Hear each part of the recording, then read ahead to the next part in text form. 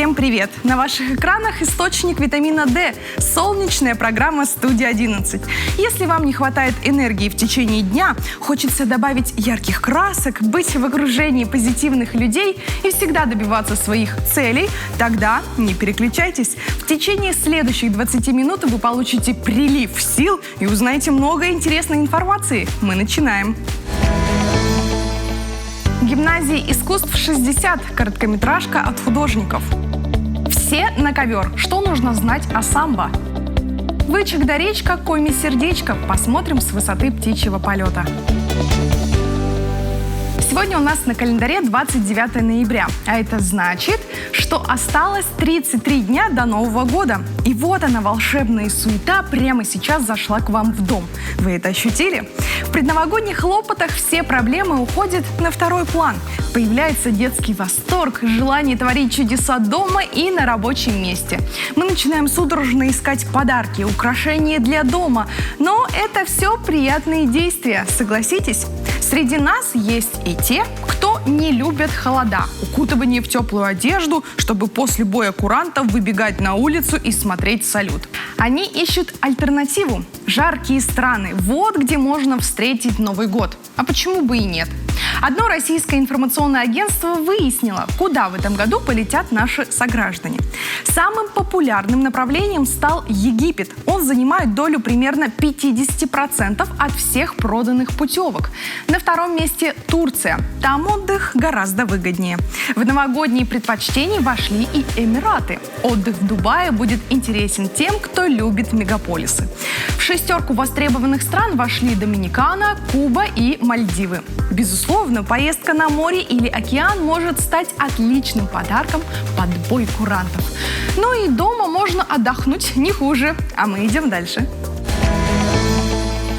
В этом году гимназии искусств при главе Республики Коми исполняется 60 лет. 1 сентября 1961 году в Сыктывкаре на улице Печорской распахнула свои двери новая школа-интернат номер 2. И лишь в 1993 году наступил новый этап. Школа-интернат стала гимназией. Высокий статус учебного заведения закрепил первый глава Коми Юрий Спиридонов. Сейчас здесь действует 4 отделения – музыкальное, театральное, хореографическое и художественное. Недавно гимназисты подготовили для любимой альма-матер сюрприз – анимационный фильм. Давайте посмотрим.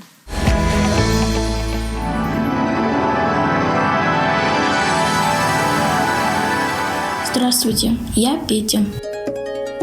Я учусь в волшебной школе, которая называется Гимназия искусств. Она находится в республике Коми, в городе Сыктывкаре. Здесь учатся мальчики и девочки с разных районов и городов. Есть у нас и математика, и физика, и химия. А еще мы изучаем историю нашего края. Самое классное в нашей школе – это то, что в ней есть несколько отделений. Кто-то учится петь и играть на музыкальных инструментах.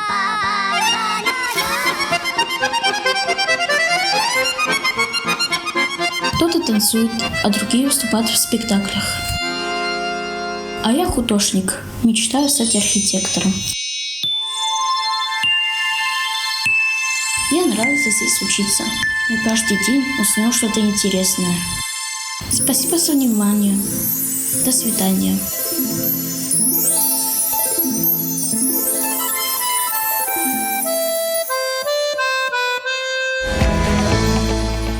В спортивном мире нашей республики много ярких личностей. Каждый год они зарабатывают золотые медали в разных видах спорта.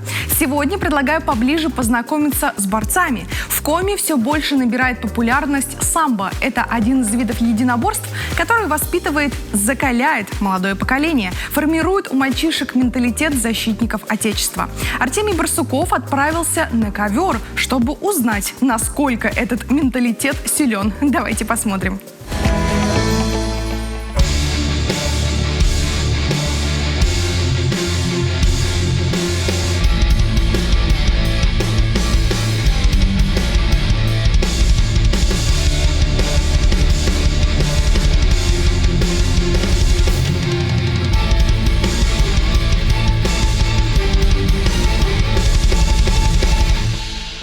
Алексей, привет.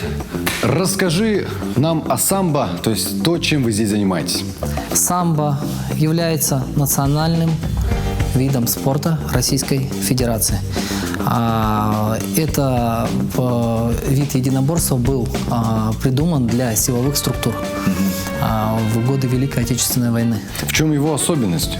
Непосредственно в этом единоборстве есть болевые приемы на ноги, удушающие по боевому самбо, есть болевые на руки, есть различные броски корпусные. Вот этот вид спорта сам по себе, да, самбо, он собрал все виды спорта. Все лучшее собрал, да, аккумулировал. И я надеюсь, что с нашей республики, с нашего города Сыктывкара рано или поздно ребята будут защищать честь флага на российской, на международной и на мировой арене. Да. Но правильно я понимаю, что акроним слова самбо – это самозащита без оружия. Да. Без оружия. Так точно. И здесь нету вот ударных техник, ударов ногами, руками. Да, есть раздел боевой, где есть удары руками, удары ногами, но есть и спортивный раздел. Спортивный раздел под собой подразумевает броски. Это броски. Броски оцениваются на оценки. Также в партере есть преследования, это болевые на руки, болевые на ноги, удержания различные. Здесь проходят тренировки по самбо спортивному, по боевому самбо, по кикбоксингу и по дзюдо. Такой большой спектр единоборств. Да, у нас 8 тренеров, они все являются мастерами спорта России по самбо, по универсальному бою, по боевому самбо, призеры, чемпионы мира. Ребята по универсальному бою занимаются порядка 316 детишек. Мы не только ведем спортивную деятельность с детьми, мы ведем и еще военно-патриотическую деятельность. Воспитание. Воспитание, да, воспитание патриотическое. У нас на выходных проходят различные праздники, это дни борьбы. Потом недавно мы стреляли из пневматического оружия. С прошлого года мы решили открыть новое направление. Это называется адаптивная самбо. Адаптивная самбо для детей ДЦП и ОВЗ. Детки с ментальными нарушениями и с опорно-двигательным аппаратом с нарушениями. Вот. И в данный момент в этом зале, да, по выходным проходят тренировки для этих детей. Их в порядка по списку 25 человек. Примерно ходит на скидку, если вам не соврать, то где-то около 15-16 человек постоянно ходит, вообще занимается, да.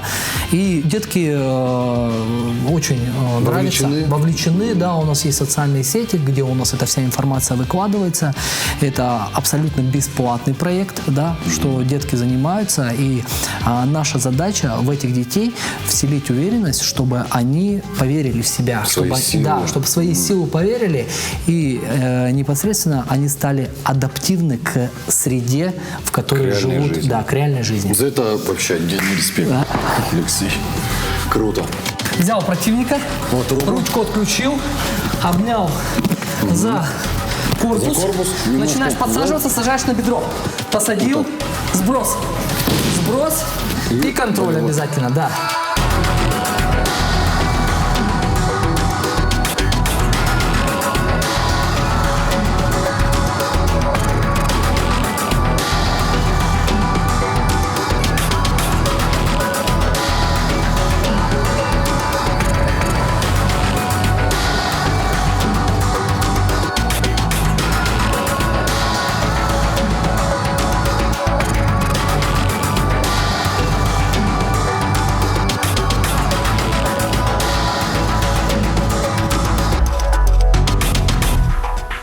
Фух, дело непростое. Повалялся на матах, сам покидал человека. Но нашел себе соперника по статусу. Леха, спасибо большое, это было очень круто. Ты очень крутой чувак. Спасибо за то, что ты делаешь. Спасибо большое, спасибо. Предлагаю отправиться в небольшое путешествие и посмотреть на осенний ледоход в Усть-Куломском районе. Видеооператор Сергей Сергеев родом из села Усть-Кулом, но очень часто бывает в разных городах России. На своем YouTube-канале он выкладывает ролики с аэросъемок. Ну что, посмотрим на Вычегду речку с высоты птичьего полета.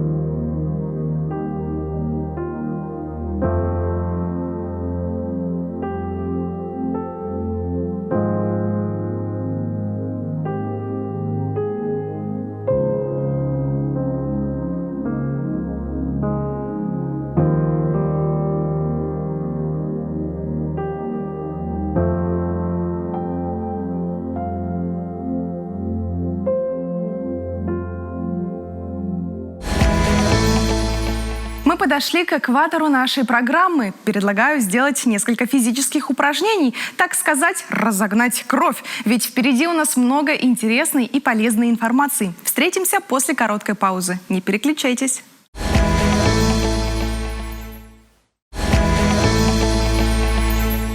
Вы смотрите «Студию 11», передача, которая показывает только позитивные новости. Мы поднимем ваше настроение до небес.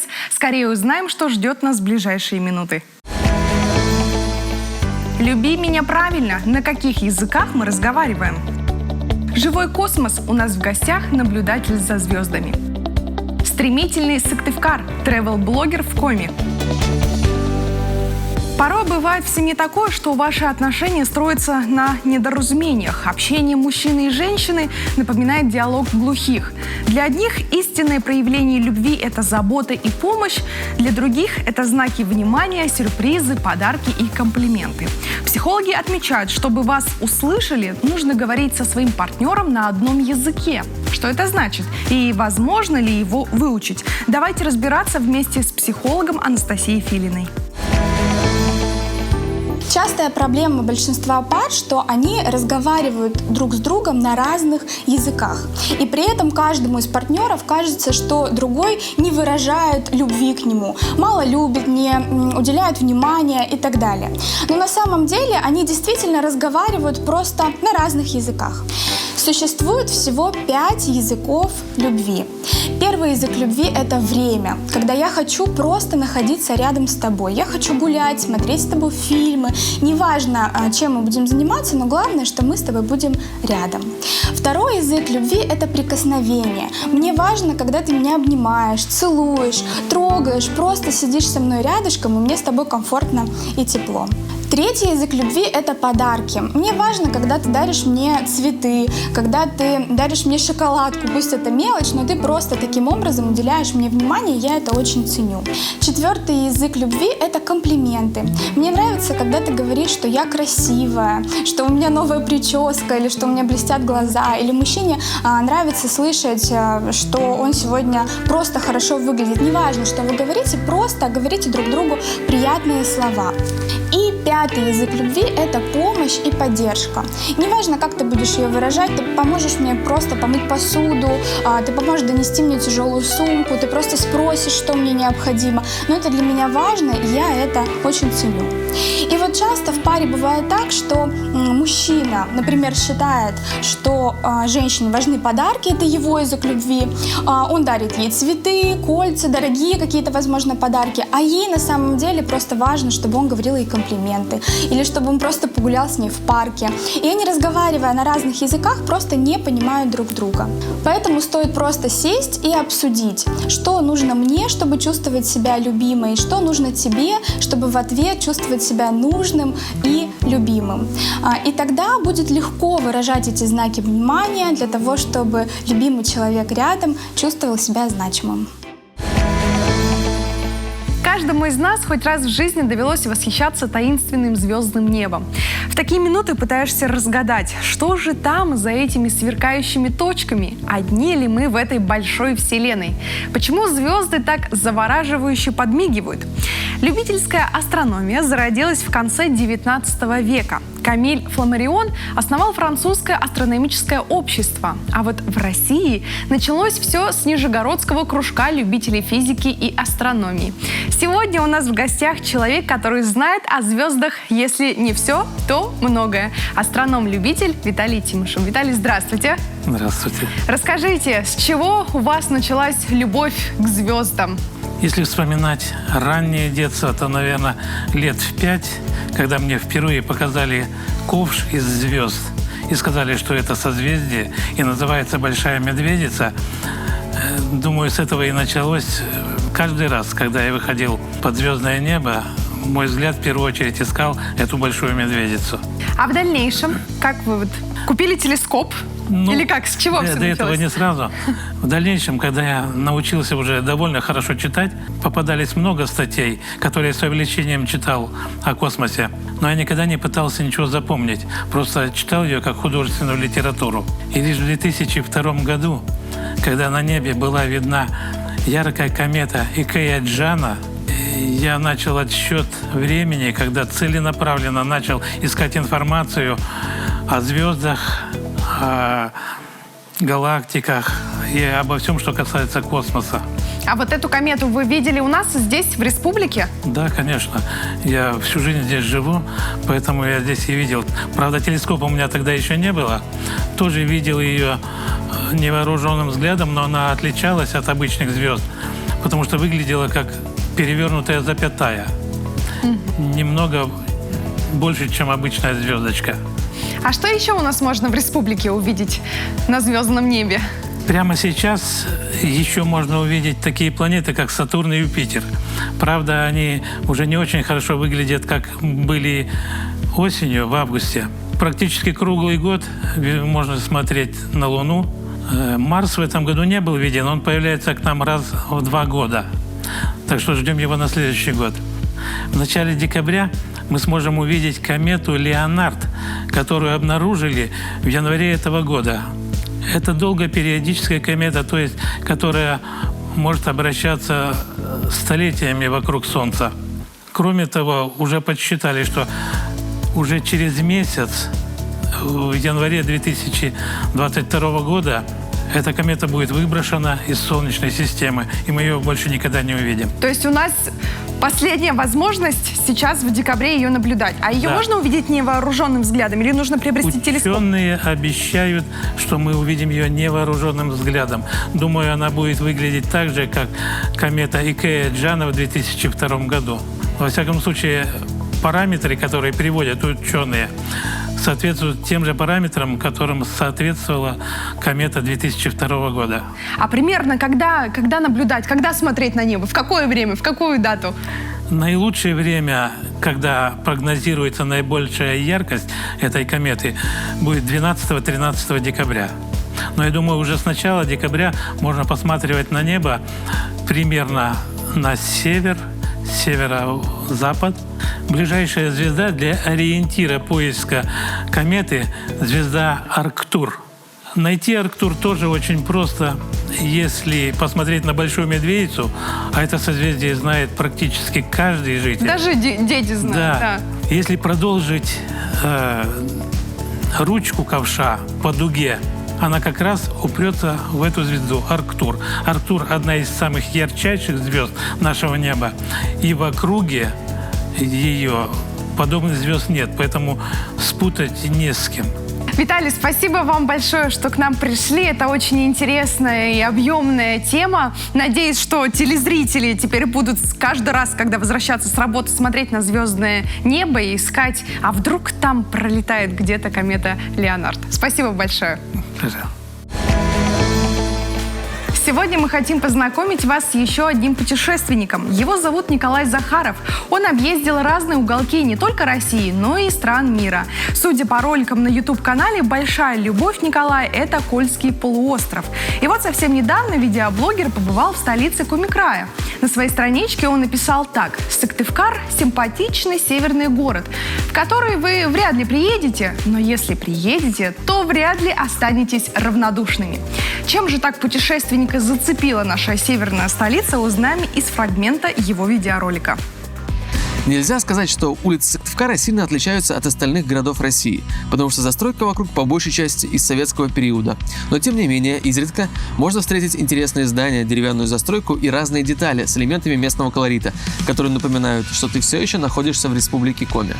Не так давно в Коми был найден вот такой вот промысловый календарь. На самом деле он очень маленький, это увеличенного копия, и здесь годовой цикл отражен зверюшками, на которых лучше охотиться в тот или иной период года.